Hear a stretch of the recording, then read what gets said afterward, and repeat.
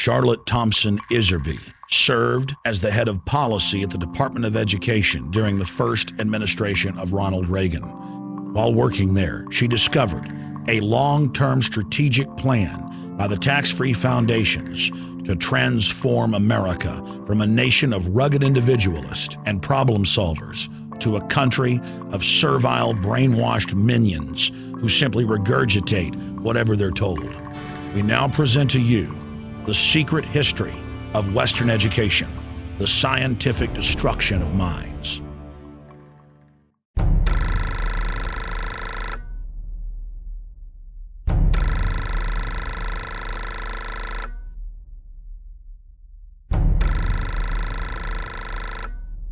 The minutes reveal that in 1910, the Carnegie trustees asked themselves this question, quote, "Is there any way known to man more effective than war to so alter the life of an entire people?" For a year, the trustees sought an effective, peaceful method to alter the life of an entire people. But ultimately, they concluded that war was the most effective way to change people. Oh, God. World War I, horrible war. Oh, I mean, made every other war look like nothing. They sent a confidential message to President Wilson insisting that the war not be ended too quickly. After the war, the Carnegie Endowment trustees reasoned that if they could get control, here we go, of education in the United States, they would be able to prevent a return to the way of life as it had been prior to the war. And they recruited the Rockefeller Foundation to assist in such a monumental task.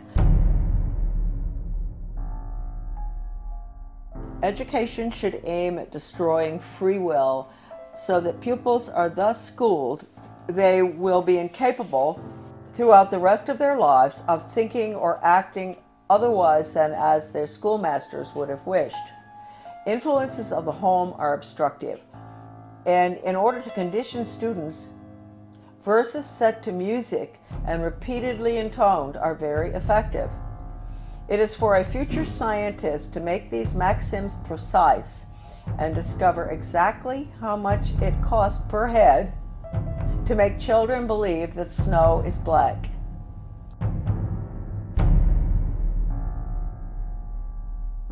When the technique has been perfected, every government that has been in charge of education for more than one generation will be able to control its subjects securely without the need of armies or policemen."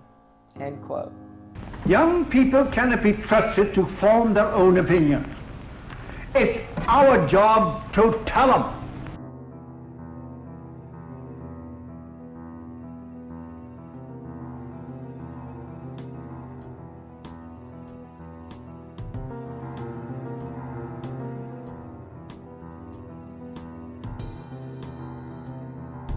I had never intended to become involved in the battle that all of us are involved in. I had no idea anything was wrong with the way the country was going when as I was growing up, and even during my Foreign Service experience, I found myself mysteriously, I would say the good Lord works in wondrous ways, being put in spots around the world or in my country where extraordinary things were taking place under the guise of change. And we've all heard that so much, you know, from the Obama administration, Bill Clinton, he was the first one to mention change agents, etc. So for some reason I was plucked out, and I found myself being sort of pushed. My name is Charlotte Thompson Iserbyt. My maiden name is Thompson. My husband, who I want to give great credit to at this point, was Belgian, from the Flemish part of Belgium.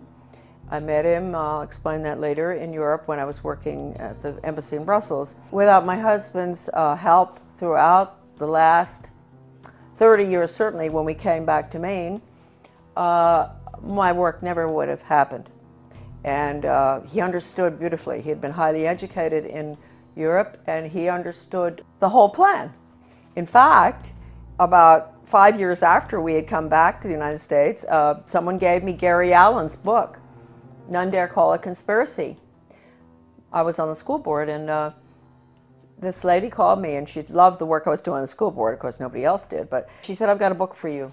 She brought it down, and I read it, and I looked at it, and I thought, I've never heard of such thing as this. I mean, this is a conspiracy to really take over the world. Thank you, Gary Allen, who's no longer with us. And so I said to my husband, good Belgian, well-educated, do you know about this? And so he took a look and he said, yeah, sure, I know about it. I said, you know about this? You know about the Illuminati and the Bavarian conspiracy? You know about all this, the plan to implement a world order huh? And he said, well, yeah, I learned all that in school. And I thought, oh, okay. So thank you, Jan, wherever you are. I think that maybe you're very involved in helping all of us right now straighten out this mess. We go back. I was born in 1930. Yes, I'm getting there. My mother was from Virginia, a wonderful Southern conservative, wonderful gal. And my father came from Pennsylvania. He came from a family that in mining, and his father was a very recognized mining engineer who ultimately went out to South Africa and opened the gold mines. And my grandfather knew all these people. My grandfather was Skull and Bones. My father was a wonderful person. He was mayor of several towns on Long Island, New York, and in New Jersey, and he was a real constitutionalist. And somehow he was a member of Skull and Bones, but he didn't have anything to do with the power structure there, right? He absolutely nothing, although he did go to their meetings, and he went out to the island for retreats and that stuff. He went to Bohemian Grove once. And so I grew up in sort of an atmosphere of, it was apolitical in a way, except for local politics, which my father was fabulous on. Anytime anybody did anything like wanted to break down local government or get rid of elected officials like regionalism does, my father would be right there with the Constitution. So anyway, I went to private schools, and I got out of prep school in Wellesley, and I decided I really didn't want to go to college. A lot of people thought it was a mistake. I wanted to go to business school instead. I was tired of somehow I had a bad feeling about things that were being pushed in the prep school. Like I was a member of World Federalists. I was falling for this junk. But somehow I didn't want to continue that. So instead of going on to Smith or Vassar or what, I went to Catherine Gibbs Business School in New York City. Wonderful, wonderful, difficult school. But I learned best grammar, how to write, accounting, shorthand, which came in very, very handy, I can assure you, especially when I was in the Department of Education. I got out, I graduated, and the Korean War was on. So I was very patriotic. My mother had always worked for the Red Cross. She was a volunteer during World War II at the mental hospitals, bringing the guys in from the war. So I heard a lot about the Red Cross, which is, I want to point out right now, changed enormously from that time. And I wish I could say in a better way. I think it does very good work. But it's connected with all the other, non-governmental, non-profit groups, and they have all been infiltrated. I signed up for Korea, that's right, but they changed my orders. At the last minute, I went to Guam. I spent a year there. My next assignment was Chitose, Hokkaido, another air base, fighter base, I think. I finished my tour.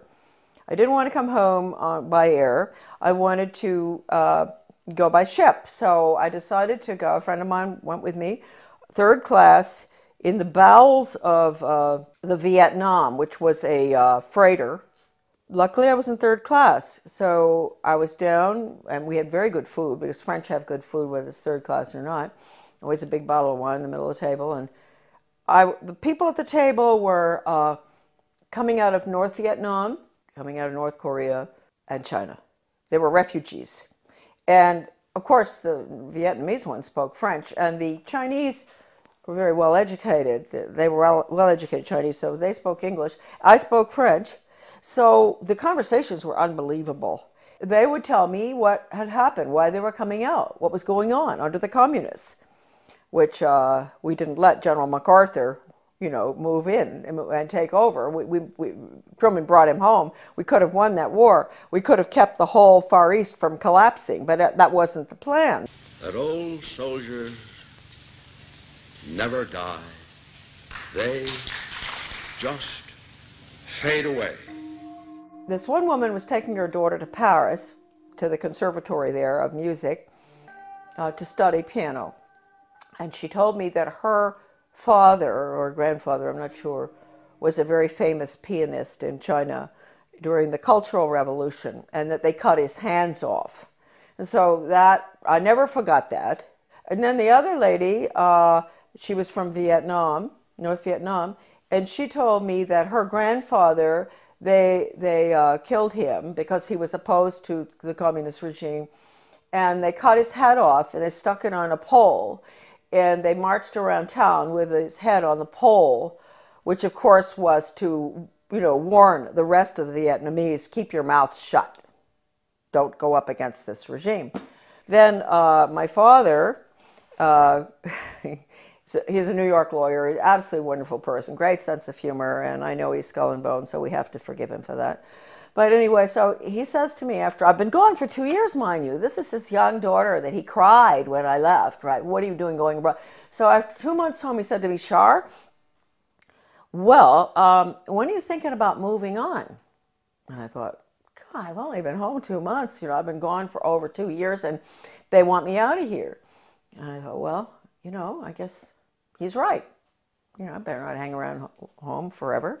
And so I went down to the State Department. I had all the background because of Catherine Gibbs. That's the best thing that ever happened. I had the credentials to get into the State Department to work for ambassadors, which I did, assistant secretaries. I worked in Washington in Soviet affairs, in Middle Eastern affairs when all the Suez Canal stuff and everything was going on.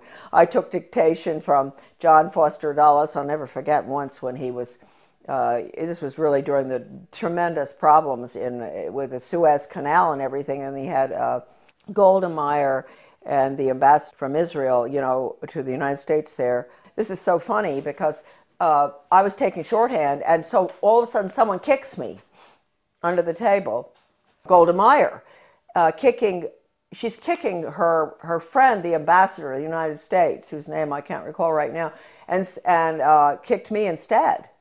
And I said, oh, gee. And she said, oh, I'm so sorry. She said, he's dictating too fast. He's a very good friend of hers. Dictating too fast. There's no way you can get it. So anyway, those are little funny stories about the State Department. But anyway, and then I was in Soviet affairs. I saw very strange things there. I went to South Africa. I worked for the ambassador in South Africa. Fascinating, because my father and my grandfather actually had lived in South Africa. Then I got sick and I came back to the States, and then they assigned me to work for Ambassador Douglas MacArthur Jr. That's the nephew of the general, and in Brussels. He was a wonderful man. He was not easy to work for, but he was a wonderful person, good American. And that was at the time, again, you see where these things kept happening in my life. This was the Belgian-Congo crisis, and in Katanga. And I was there. I saw all the cables coming in regarding the UN troops and how they were raping citizens and nuns, and people were dying and all. So I was there in Brussels. Here I'm learning, Charlotte's learning, that the UN isn't what people think it is. And all these cables coming in. I meet my husband. I meet him on a train going skiing. That's how I met my husband.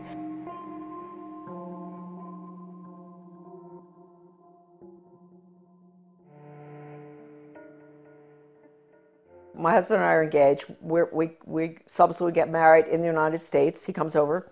Then we go back to Belgium, and we're there for about 4 years. And then from there, we go again to a hot spot, which I didn't realize. I'm talking about the weird things that happened. The hot spot was Grenada. I could see then from our house overlooking the bay, the lagoon in St. George's, all this activity.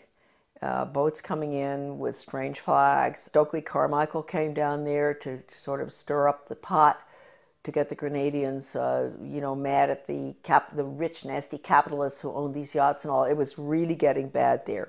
And I knew the political situation well because we had Grenadians working on the boat. I had a lot of Grenadian friends in government as well. Anyway, we left. We were there about 5 years. And then when we left, I remember telling our Grenadian friends, you're going to have trouble here. There's troubles coming. And of course it did in 1984, I guess. That was one good thing Ronald Reagan did, which I was opposed to because it was a UN move, but he saved a lot of my friends from being killed by the Soviet regime in Grenada by moving in there to protect, so-called protect American students. But it was really the oil pipelines, I think, of Rockefeller that we were protecting.